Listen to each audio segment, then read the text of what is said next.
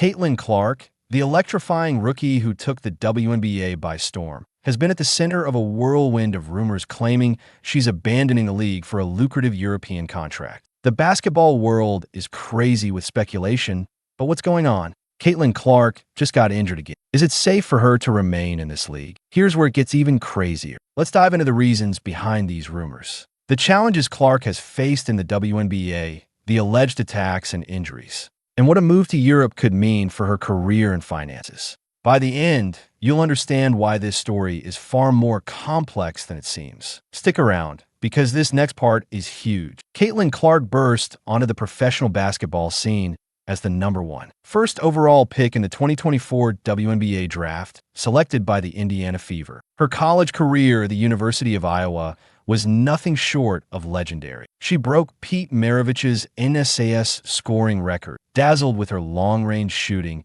and brought unprecedented attention to women's basketball. Her transition to the WNBA was expected to be seamless, with fans and analysts predicting she'd become the face of the league. And that's just the beginning. Clark's rookie season was a record-breaking success in many ways. She set the WNBA single-season assist record, earned the 2024 WNBA Rookie of the Year award, and led the Fever to their first playoff appearance since 2016. Her games drew massive crowds, with ticket sales and viewership soaring. 18 of the 21 WNBA games that garnered over 1 million viewers in 2024. 2024 featured Clark's Fever. Off the court, she secured a reported $28 million 8-year deal with Nike, alongside endorsements with Gatorade, State Farm, and others, earning an estimated $11 million in sponsorships alone in 2024. But here's what they're not telling you. Despite her success, Clark's rookie season was marred by challenges that have fueled speculation about her future. From physical play on the court to off-court controversies,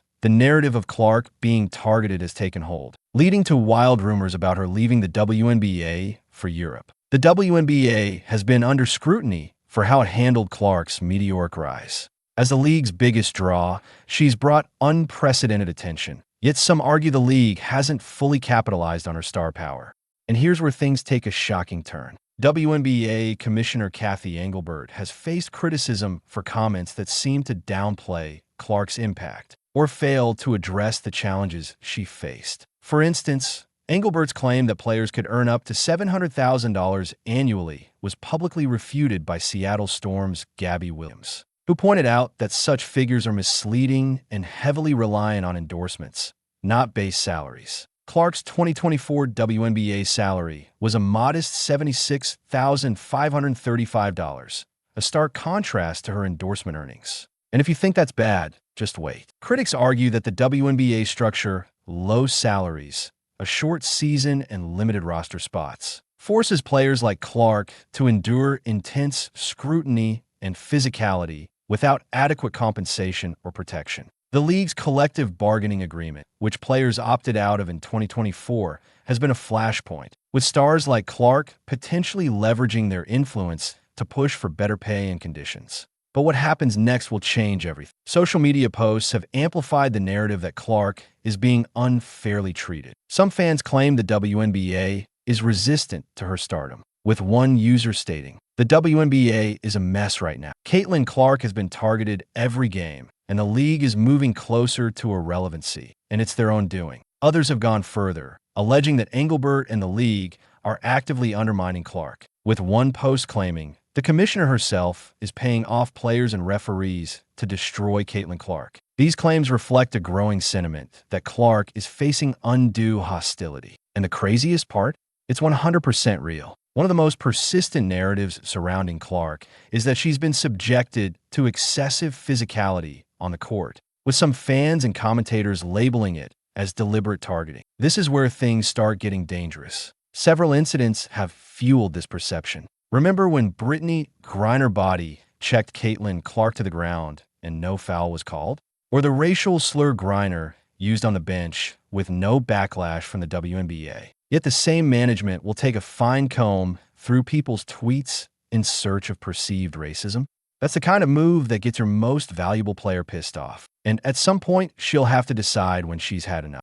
Some fans have speculated that Clark's style, flashy, long-range shooting, makes her a target for veterans like Griner, who play a more physical game. Clark has faced several hard fouls during her rookie season. One high-profile moment came during a playoff game against the Connecticut Sun, where Clark was visibly frustrated after physical play from DeWanna Bonner. The same DeWanna Bonner that has now been released by Indiana Fever because she ain't good enough. Social media erupted, with fans claiming Caitlin Clark was being abused by opponents and referees. Clark has faced injury concerns.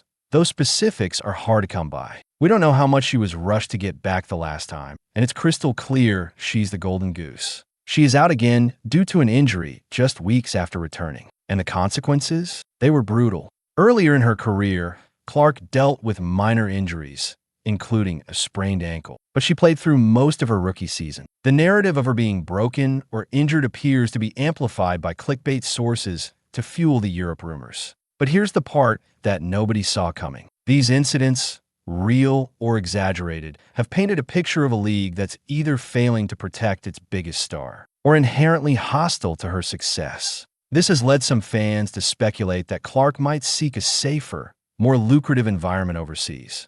The idea of Clark joining a European league stems from a well-established trend. Many WNBA players, including stars like Diana Taurasi and Breanna Stewart, have played overseas during the off-season to supplement their incomes. And this is where things go completely off the rails. European leagues, particularly in Russia, Turkey, Spain, and Italy, often offer salaries far exceeding WNBA contracts. For example, Taurasi earned $1.5 million from UMMC at Ekaterinburg in Russia in 2015, while top European teams can pay between $500,000 and $2 million per season for elite talent. For Clark, the financial incentive could be significant, and you'll never guess how it ends. A top European team like Fenerbahce in Turkey or Dynamo Kursk in Russia could reasonably offer Clark a contract in the range of $1.5 million to $3 million for a single season, especially given her global marketability. These figures dwarf her WNBA salary and even rival her endorsement earnings.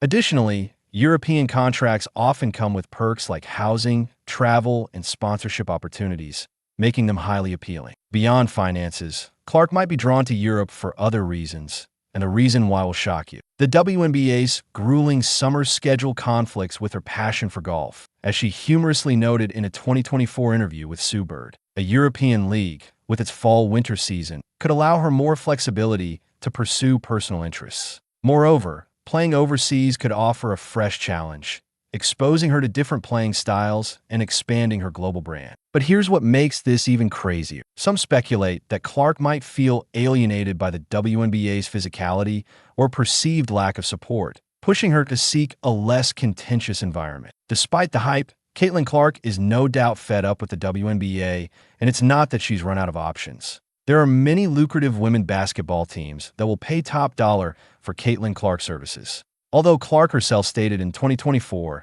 that she almost definitely will not be playing basketball in the offseason, the WNBA season is on. And Indiana Fever's 7-7 in 14 games has been nothing short of underwhelming. On the other hand, Engelbert has overseen a historic 2024 season, with viewership up 170% and a new $200 million annual media. She's also pushed for expansion, with new teams set to join in 2025 and 2026. But here's the most important part. Engelbert's comments about Clark's potential earnings up to $500,000 with bonuses suggest an effort to highlight the league's value. But they've been met with skepticism, as most of Clark's income comes from endorsements, not WNBA pay. And by the end of this, you'll understand why this is so important. Caitlin Clark might be reconsidering not turning down the reported $10 million offer from Ice Cube's Big Three League and the $1 million deal from Unrivaled, the new 3-on-3 league. Although she opted to focus on her Fever career and personal life, her endorsement deals,